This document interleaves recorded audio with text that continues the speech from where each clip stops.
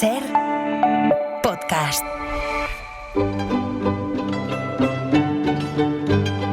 En La Ventana acontece, que no es poco. Un relato personal de la historia, con Nieves con Costrina. Cadena Ser.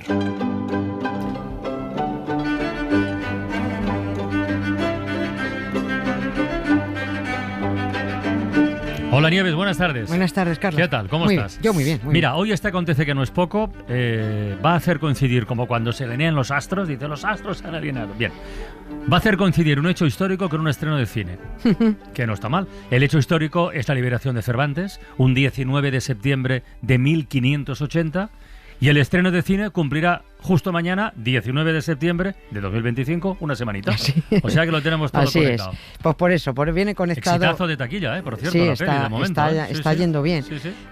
Aprovechando el tirón, la verdad, estamos hablando de esto, el tirón de la nueva peli que acaba de estrenar Alejandro Amenábar, El cautivo, que a su vez ha aprovechado para su estreno, pues el aniversario de la liberación de Cervantes de su presidio en Argel, el 19 de septiembre de 1580. Bueno, pues yo creo que es momento de hablar del señor Miguel, que hace mucho que no le hacemos caso, y lo mismo sirve además para desengrasar de estos últimos días.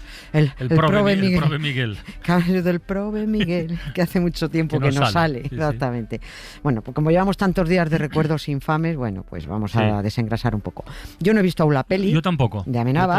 Todavía no.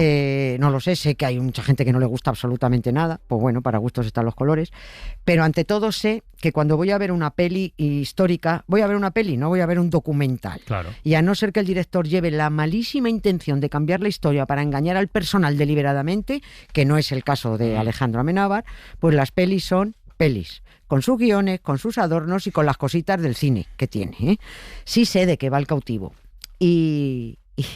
Y la verdad, la gracia que me ha hecho las ampollas que ha levantado a unos cuantos rancios. A mí esto me ha encantado.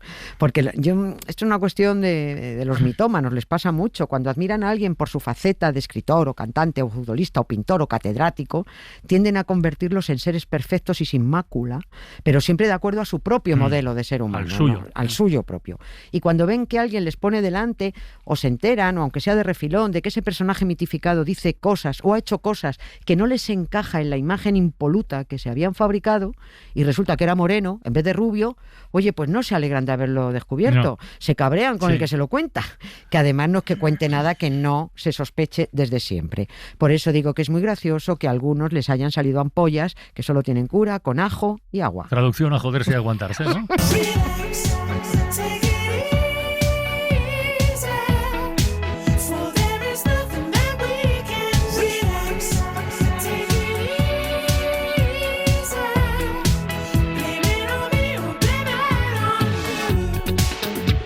Bueno, no vamos a destripar nada de la película, nadie podrá acusarnos de hacer spoiler, porque todos sabemos a estas alturas que Cervantes estuvo prisionero en Argel, sí, que hubo que pagar un rescate para sacarlo, para traerlo de vuelta. Claro, la cuestión es, y de eso va la peli, ¿qué pasó durante ese tiempo en Argel? ¿Qué pasó y qué no pasó? Sí. Pues es que fíjate, en 5 años pasaron muchas cosas. Por si a alguien le suena esto de algo, ya hablamos de esto con detalle hace 6 años, pero lo recordamos porque seguro que a algunos se les ha olvidado y otros han llegado hace poco. Con Cervantes pasa algo parecido, cuidado, como con el Cid, que en realidad sabemos muy poco de él. Eso dicen los cervantistas. Del Cid solo se tienen 4 datos y lo que la gente cree saber es mentira. Está sacado de un cantar de gesta, que es el cantar de Mioci, que está repleto de fábulas y de situaciones inventadas. De la vida de Cervantes hay mucha más documentación. Cosa, ¿no? Sí. Hay más documentación que del Cid. Pero demasiados enigmas también, con mucha chicha. Para todo lo que se le ha estudiado hay cosas que no consiguen averiguar.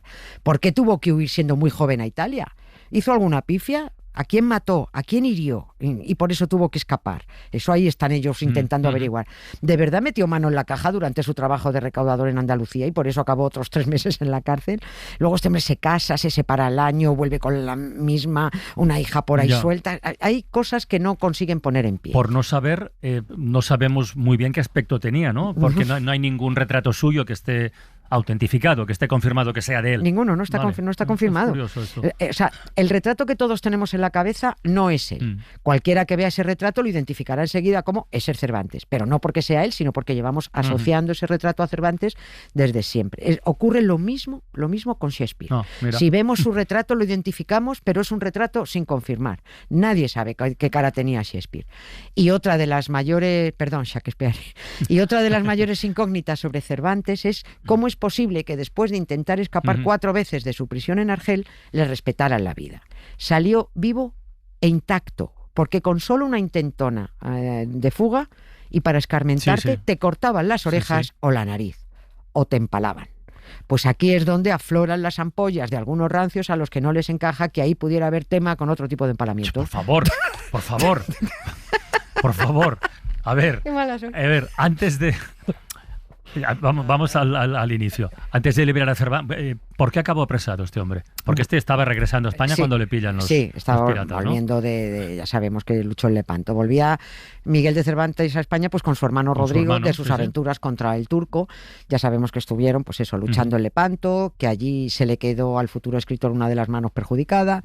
Y cuando la galera en la que regresaban, en la galera Sol, creo recordar que se llamaba, casi tocaba la costa catalana, es que estaban viendo la costa, llegaron los temibles piratas berberiscos y la abordaron para secuestrar a los cristianos que iban a bordo y pedir luego el rescate. Era una práctica muy común, no solo esta del secuestro, porque los berberiscos también tenían fritos a los pueblos del litoral mediterráneo con sus famosas cabalgadas. Yo no sé si hemos contado alguna vez, lo mismo sí, perdón si me repito, el fenómeno de los pueblos dobles. No, a mí no me suena. Que, por ejemplo, ahora exista Elche por un lado y Santa Pola por otro en Alicante y Arenys de Munt y Arenys de Mar en Barcelona, Munt en el interior y Mar en la costa, es por culpa de aquellos ataques berberiscos. Las gentes vivían al lado del mar, por la pesca, evidentemente, no estaba la riqueza, pero a base de no parar de ver moros en la costa, se fueron metiendo tierra adentro y consolidando el municipio. Junto al mar, ¿qué pasa? Pues que quedaron 4 chozas que formaban pequeñas aldeas de pescadores. Con el paso del tiempo, esas aldeitas de pescadores se fueron convirtiendo en poblados permanentes y cada vez más grandes que dependían del municipio del interior. Así nació el fenómeno de los dobles pueblos, pero tanto crecieron luego las aldeas pesqueras cuando dejó de haber moros en la costa que acabaron segregándose de papá municipio. Ahí tienes Arenys de Mar, Arenys de Munt, Elche y Santa Pola. Bueno, el caso es que los berberiscos secuestraron a los hermanos Cervantes y se los llevaron a Argel, la mayor base de esclavos del Mediterráneo. Aquello era un hipermercado del trapicheo humano.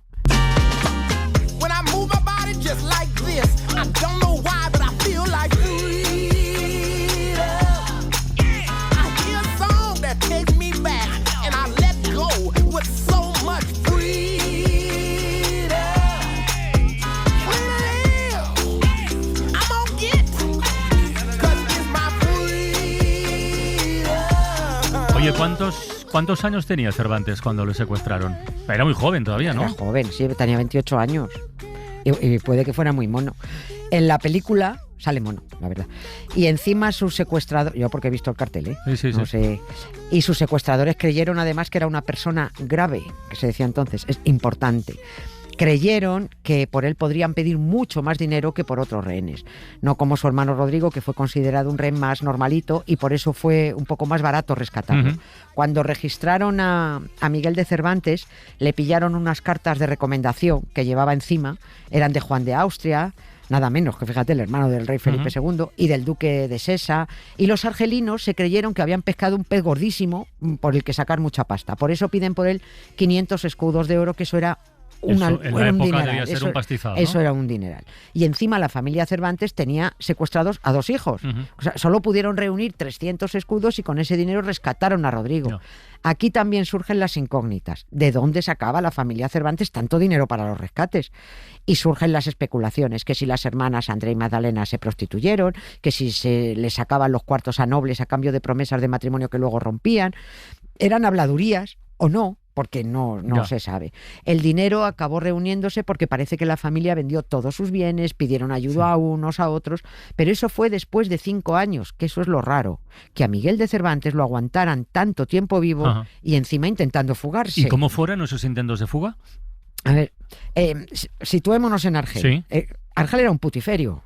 un putiferio. De hecho, no estaban casi encerrados. La propia ciudad era un presidio, con 120.000 habitantes allí sin orden ni concierto, porque aquello era un sálvese quien pueda. La base de la economía de la ciudad consistía en secuestrar y vender a los prisioneros como esclavos o liberarlos a cambio de un rescate. Mientras estaban allí, no es que hubiera unas condiciones de vida higiénicas mínimamente decentes, como nos podemos imaginar, aunque los árabes siempre se han bañado mucho más que los europeos, la verdad. Eso sin ninguna duda. Bueno, cuando Rodrigo Cervantes fue liberado en 1577, tras el pago del rescate, 2 años después de haber sido secuestrado, no se olvidó de su hermano Miguel y organizó un intento de rescate con un barco que iba a zarpar desde Mallorca. Para situarnos mejor, Argel está justo, si miras el mapa, justo debajo de la isla de Mallorca, en línea recta. Sí, 300 kilómetros más abajo, ahí está. Pero bueno, nada, ruina, aquello salió fatal. Miguel de Cervantes intentó escapar hasta en 4 ocasiones porque estaba seguro de que su familia no podría reunir el elevadísimo rescate. O sea, que o se escapaba, o lo rescataban por las bravas, o lo iban a vender como esclavo y a saber dónde acabaría escribiendo el Quijote. En un lugar de Eslovenia cuyo nombre no quiero acordarme. No sé. A todo el que intentaba huir lo escarmentaban. Eso sale en la peli, me han dicho. Para quitarle las ganas. Cervantes presenció terribles tormentos, hasta incluso matar a 2 cautivos que intentaron escapar con él. A otros los dejaban vivir pero mutilados. Y a Miguel de Cervantes no le tocaron un pelo. Lo engrilletaban, le regañaban, pero ni lo torturaron ni lo mutilaron. Y esto es muy raro.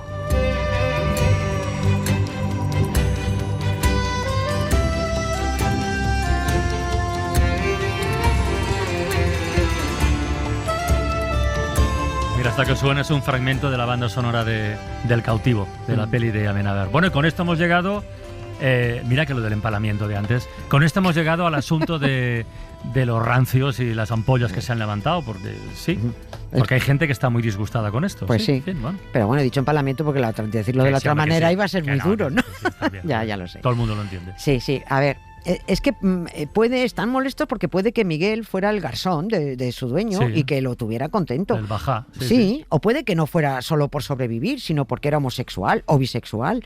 Y con esto se ponen de los nervios algunos cervantistas que creen que han convivido con Miguel de Cervantes hace 400 años y conocen todos sus gustos sexuales. Si Cervantes salvó finalmente la vida por mantener relaciones con su amo, con o sin gusto, no lo sabemos. Sí se sabe que las orgías entre señores, con esclavos y esclavas en los baños de Argel eran día sí y día también, pero es perfectamente posible que además Cervantes fuera homosexual, como lo fue Miguel Ángel, como lo fue Leonardo, como lo fue Sócrates, Alejandro Magno, Federico García Lorca, Oscar Wilde, y que si lo fue. Yo qué sé, si les pica que se rasque. Ya lo dijo Amenábar en una de las entrevistas de estos días atrás, que esta película, entre otras cosas, te gustará más o menos, pero puede ser un termómetro de la homofobia en España. Un termómetro, por ver qué tipo de... ¿Que no te guste la película? Pues que no te guste, es que es una mierda de película. Pues muy bien, pero eso es otra historia.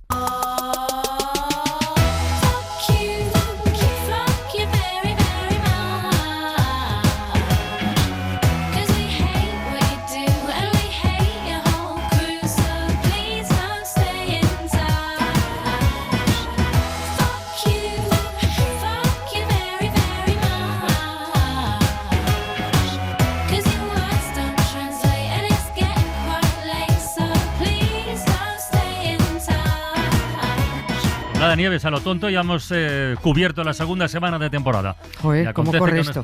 Sí. ¿Cómo corre esto? El tiempo no pasa, abuela. Hala, descansar un poquito. Gracias, Carlos. El lunes más. Para no perderte ningún episodio, síguenos en la aplicación o la web de la SER, Podium Podcast o tu plataforma de audio favorita.